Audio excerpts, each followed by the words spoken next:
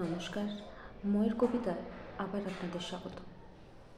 আজকের কবিতাটির নাম কারো কারো জন্য এমন লাগে কেন। লিখেছেন তাসলিমা নাসরিন। জানি না কেন হঠাৎ কোনো কারণ নেই, কিছু নেই, কারো কারোর জন্য খুব অন্যরকম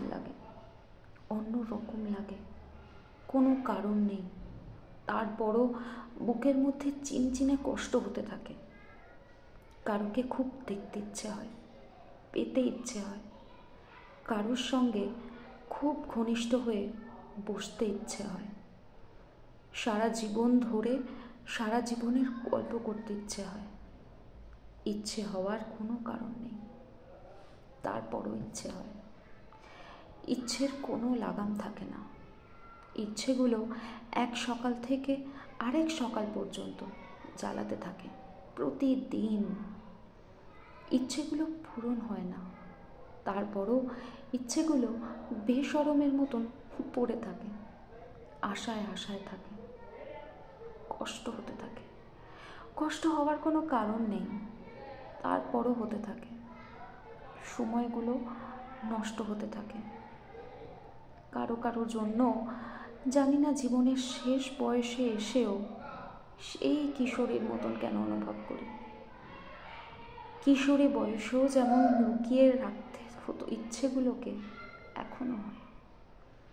কি জানি সে যার জন্য অন্যরকমটি লাগে, যদি ইচ্ছেগুলো দেখে হাসে, সেই ভয়ে লুকিয়ে রাখি ইচ্ছে, সেই ভয়ে আড়াল করে রাখি কষ্ট। হেঁটে যাই যেন কিছুই হয়নি, যেন আর সবার মতন সুখী মানুষ আমিও। হেঁটে যাই কত কোথাও যাই, কিন্তু তার কাছেই কেবল যাই না যার জন্য লাগে। কারো কারো জন্য এমন অদ্ভুত সময়ে বুক ছিঁড়ে যেতে থাকে কেন। জীবনের কত কাজ বাকি, কত তাড়া, তারপরও সব কিছু সরিয়ে রেখে তাকে ভাবি। তাকে না পেয়ে কষ্ট আমাকে কেটে কেটে টুকরো করবে জেনেও তাকে ভাবি। তাকে ভেবে কোনো লাভ নেই জেনেও ভাবি। তাকে কোনোদিন পাবো না জেনেও তাকে পেতে ইচ্ছে হয়। নমস্কার।